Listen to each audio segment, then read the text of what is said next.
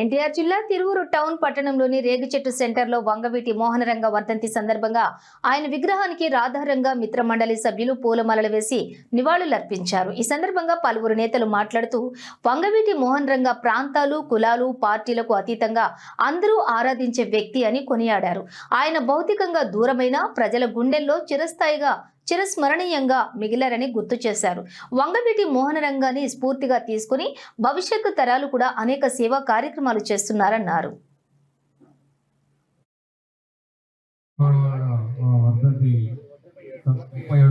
సందర్భంగా ఈ రోజున తిరువూరులో ఘన నివాళులు అర్పించడానికి రాధారంగ మిత్ర మండలి ఆధ్వర్యంలో చేపట్టిన ఈ కార్యక్రమానికి నిర్వాహకులకి నా అభినందనలు తెలియజేస్తూ, వంగవీటి మోహన్ రంగ గారిని గురించి ఎంత చెప్పుకున్నా కానీ చాలా తక్కువ.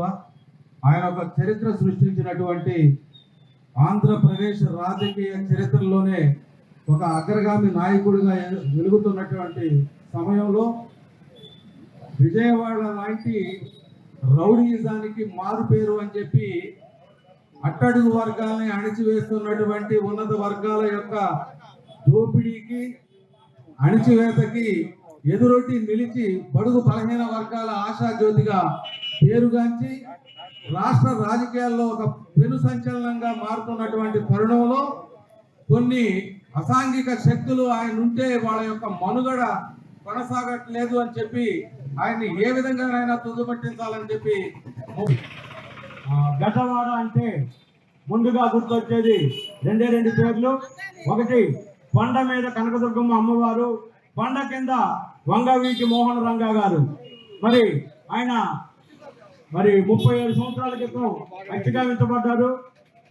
ఆయన మరణానంతరం కోస్తాలో ఎక్కడైతే 2 లక్షల పైసలకు విగ్రహాలు ఎవరికి పెట్టలేదు, ఈ రోజు వరకు అన్ని విగ్రహాలు ఆ రోజు పెట్టడం జరిగిందంటే ఆయన ప్రజల గుండెల్లో ఎంత ఇదిగా ఉన్నారనేది, గొప్పగా ఉన్నారనేది మనం సూచించాలి. రంగా గారు ఎన్నో మంచి కార్యక్రమాలు చేశారు. పేదలకి ఆయన అంటే ఎంతో గౌరవం.